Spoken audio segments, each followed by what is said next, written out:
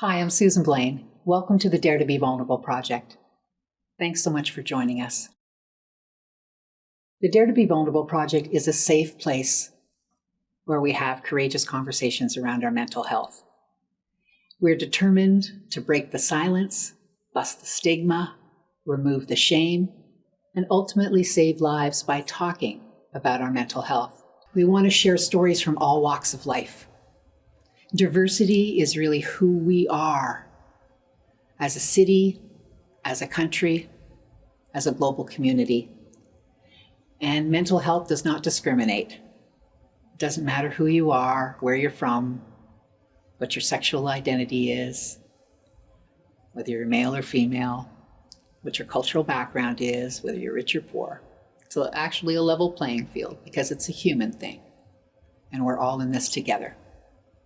So I'm really excited to create these stories and share them. And today we have a great guest. He's a friend. His name is Rudi Asseer. And I'll just give you a little bit of background on Rudi. Rudi is a change management and digital transformation specialist. That's what he does for a living. He was a former CEO of a company called IMI, a global people company. Now he's focused on some philanthropic projects. And he's driven by purpose. And one of the projects that he's supporting is the Dare to Be Vulnerable project as our board chair. Welcome today, Rudi. Thank you, Susan.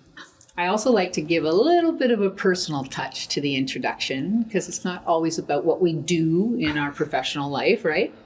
You're a husband. Yes. You're a son. Mm-hmm. You're a brother.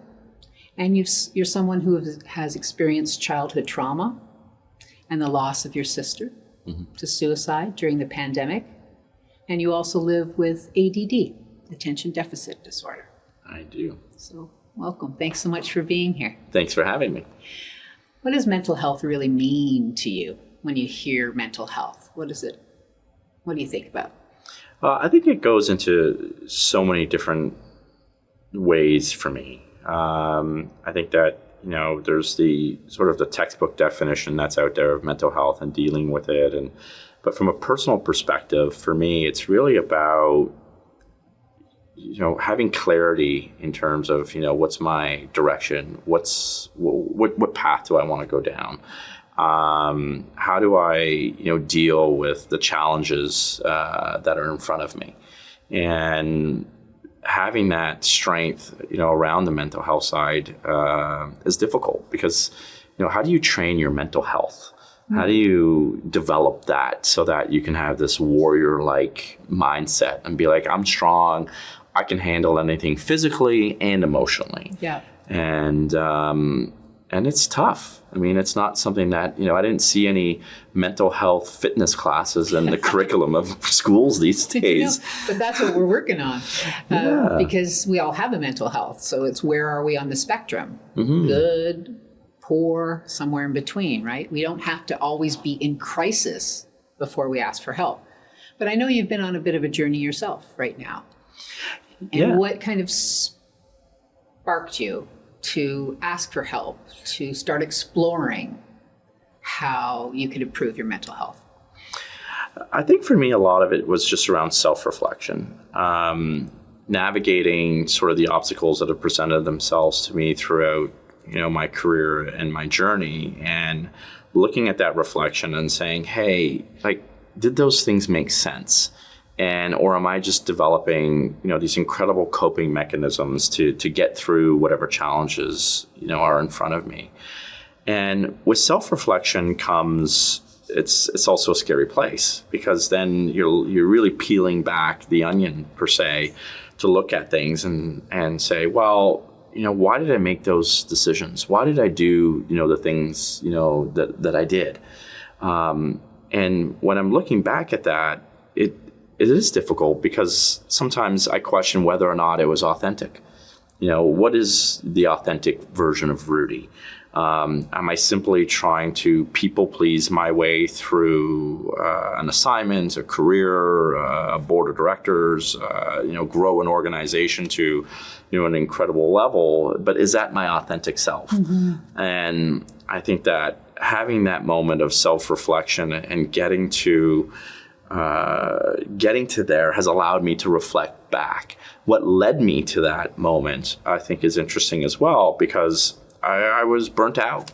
I hit the wall. I got to a point in my career where, the organization had flourished.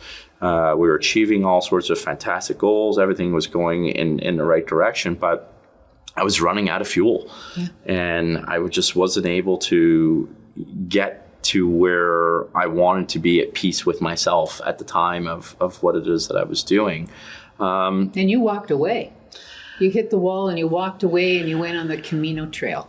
I did. I took a nice little sabbatical to kind of reflect. And, before getting to that spot, it was tough. It was probably one of the most difficult decisions I've ever had to make, to walk out of the spotlight and take the time to self-reflect on my own journey and my own self-worth and my own values and my own purpose and all of these things, looking at the mirror. I'll never forget my resignation letter. I literally wrote, "I don't even recognize the person I am anymore." Wow.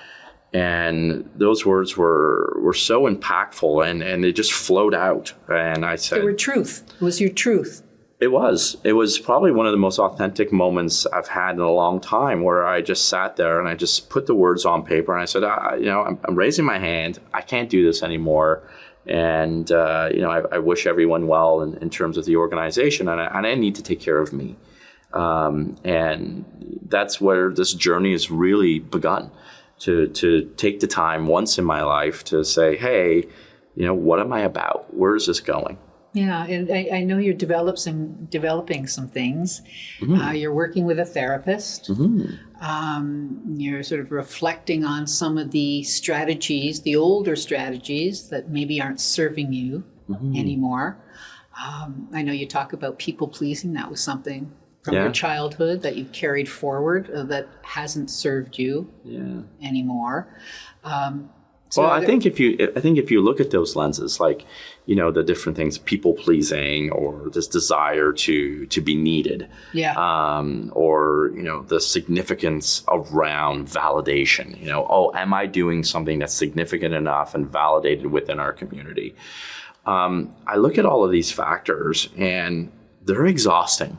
It is tiring to be a people pleaser. And it takes a toll on your mental health. 100%. Because that's what we're talking about. It's those things, and it's cumulative, right? Yeah. And then you just, as you say, hit the wall, burnt out. I can't do it anymore. I'm out. I wish you all well, but I'm out. Yeah. Because had you continued, total self-destruction. Yeah. That's the path I was on. It wasn't a good path. My personal relationships were struggling. My relationships with my peers, my community, I was becoming disengaged more and more. I was going into, thoughts of depression.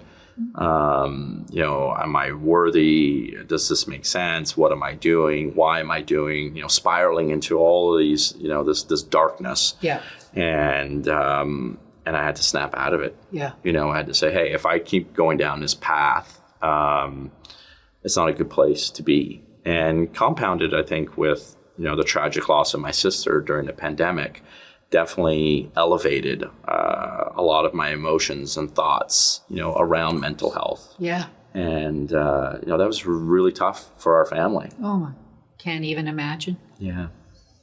What are some of the practices right now that you're working on to improve your mental health, to move that dial?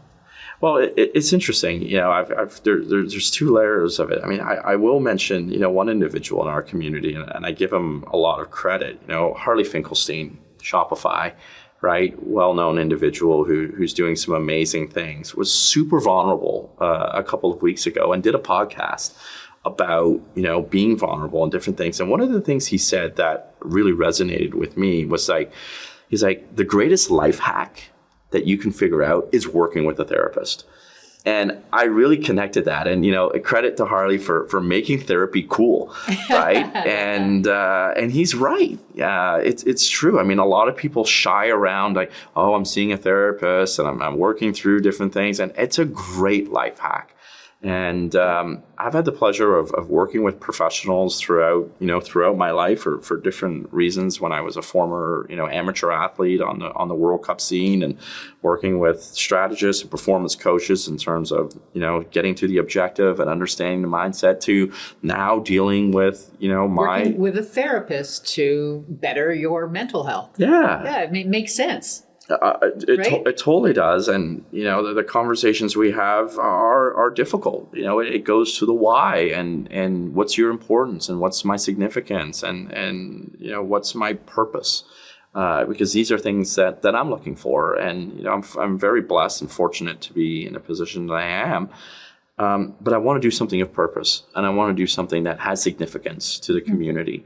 You are. That's what's important. You are. You're doing that right now here today and sharing.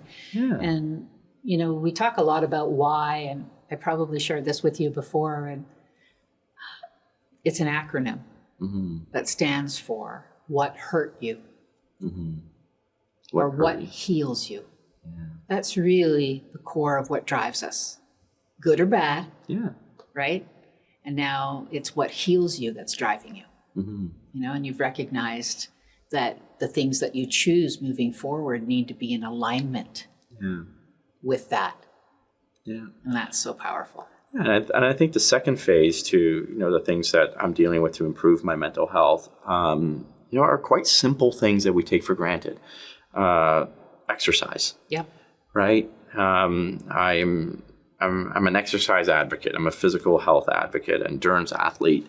I do all sorts of crazy things. And, recently I did a 100-mile ultra marathon. In 31 hours. 31 hours of being out there in the blistering heat of the mountains. And it's incredible. I think that even in small dosages of just walking, and when I did my pilgrimage a year ago on the Camino de Santiago, I just walked for a month. I really had nothing other than a backpack with one set of clothes, a couple little things, staying in these little hostels, and your own thoughts, and a long journey in my own thoughts, and that was amazing. So I think that physical fitness and health is super important to your mental health. Yeah. Just the pure act of getting up in the morning is an accomplishment. And I even think for others, I used to preach this to a lot of our executives. I said, one of the things I do every morning is I make my bed, because no matter what happens in this day, I didn't invent the saying, but whatever happens in a day, at least I accomplished something. Yeah. So I always come home to a made bed. And that was really important to me. I'm the same. Yeah. Yeah. And the other thing that's important is nutrition. Right. So I talk about fitness, I talk about nutrition, and it's so interesting how when we go into these dark places, we go into the freezer. We look for the ice cream. We look for the comfort food. Like I'm not happy, so I'm going to eat something that's really not good for me to think that it's actually going to make me happier. Temporarily happy. Right, exactly. Yeah. We just want that relief. But nutrition is so important to maintaining, our mental health. And I think, if there was a mental health fitness course, it would be physical fitness, nutrition, and then the last one, which is the most important one that a lot of us forget about, is the quality of our sleep. Mm-hmm. And when we're struggling, we don't want to go to bed. We want to live in here. We want to go over the day 100 times and think that we can change the outcome. It borderlines the definition of insanity, doing the same thing over and over again, but expecting a different result. The challenge is that it becomes euphoric. We become addicted to this brain pattern, this thinking process of, oh my God, I can't believe I did that. I can't believe I did that. I can't believe I did that. Or just I should have done it. Ruminate in those thoughts over. That's why mindfulness practice for me has been the most powerful in terms of affecting my mental health in a positive way. And then we compound it with the worst thing. So now it's 1 o'clock in the morning. We're in our thoughts. So we're saying, okay, well, now I'm ready to go to bed. So what do? We pull out our phones. Yeah, well, right? We know that's not a good strategy. No, because now we go down these rabbit holes of whatever's on there, whatever it is that we're browsing, whether it's social media or look at our peers on, LinkedIn or Instagram, and they're doing these things, and oh my God, now my self-worth is going down, and now it's 3 o'clock in the morning. But we've got a meeting at 7:30, right? So when I look at, dealing with mental health, I know it's so simple. But I think a therapist is so important to help us navigate our thought process and provide us with our self-worth, that we're here for a reason. Every human being is here for a reason. Rich or poor, it doesn't matter. We all have a purpose on this planet to do something with it. And the time that we have is so precious. Yeah. And if we're fortunate, I do think that one of the greatest life hacks is working with that therapist to help us navigate this path. They're a coach. Exactly. I like to look at them as a coach. Yeah, totally. Just take the word therapy away, and they're coaching us. They're helping guide us. And then guided with, the simple principles of fitness, nutrition, and sleep. And that's the program. That's it right there. And listen, I'm guilty. Some areas I do really well in, some areas I don't. My weight fluctuates. My sleeping patterns fluctuate. Everything fluctuates based on the circumstances that are presented in front of me. But I navigate that, because I know I'm not perfect. And it takes a lot for me to say that, because I project myself to the world as, hey, I'm a rock solid professional. I can change your company. I can turn things around. I can do all of these great things. I've built this tool set. But at the end of the day, I'm not perfect. And what I'm learning more and more is my imperfections, in fact, are more valuable than my perfections. I love that. Because you can learn more from this, right? I can be an advocate for things that I'm passionate about, because you know what? I've done that. I'm on my second marriage. I don't want to be in my third, fourth, or fifth marriage. I've made $1 million. I've lost $1 million. I've had great relationships. I've lost great relationships. And through experiencing life and going through these things, I now have more wisdom to complex problems to help individuals or organizations kind of get to where it is that they want to go. And more importantly, yourself. Be at peace with myself. Yeah. That's where it starts. You've built a good toolbox, Rudi. Yeah. And I always like to wrap up these conversations and say, if there was sort of one piece of advice that you could give to somebody who's watching, who's struggling right now, who's maybe similar to you, who's, a high performance individual in business, they're struggling right now, what advice would you have for them? Well, that hits the emotional that hits my emotions hard, because, for me, I think if you are watching this and you're experiencing, any form of doubt or thoughts of, ideation or different types of things, I think that the only thing that we can advocate for, Susan, is that we're not alone. And it's so powerful. And I just don't know how to do it. And I really hope that someone who is listening and is observing this and going through these things, you're not alone. And it's such a simple word. It's so easy to say, but that's you're what we're not doing with this project. It's exactly That's it. why we're sharing, so that people don't feel alone. And I thank you so much. This has been so powerful. Yeah. You're a powerful voice. We appreciate your support and leadership with this Dare to Be Vulnerable project. We all come together for a reason, right, Rudi? 100%. And I'm completely honored to be involved with the project. And I thank you for your courage to have that conversation, to hunt me down and say, Rudi, you got to get involved in these things. But no, I do end this note with you're not alone, in all seriousness. And I think that it's so important for people to understand that there are resources that are out there. There are solutions that are out there. There are people that are out there. And I'll end up with this. I'm part of a men's group. And, one of the gentlemen said last night that, we may not be able to fix people's problems, but we can walk with them. And that's what this journey is about. Yes, it's about walking with individuals that are struggling with mental health, bringing these stories to light so that people can resonate from the different stories that are out there. And, I can connect with this piece, or I can connect with that piece, and that makes sense. And, for me as a former executive, we're not perfect. We care about our people. We want to grow organizations. We want to see people nourish and people be successful in their roles so they can take care of their families and live a beautiful life. I mean, that's the role of leadership, is to help people move forward. I love that. That's what this is about. I believe authentic leadership is vulnerability, and it's a great way to end this piece. And I hope you've heard something here today that's inspired you. Check us out at daretobevulnerable.com. Check out the other stories that we're sharing. share this story with somebody. Leave us a comment, share it, like it. Maybe you have a story you'd like to share. Let's keep this conversation going. And we encourage you to step up, rise up and speak out, and dare to be vulnerable in your own life. Or maybe be there to walk beside somebody who's struggling.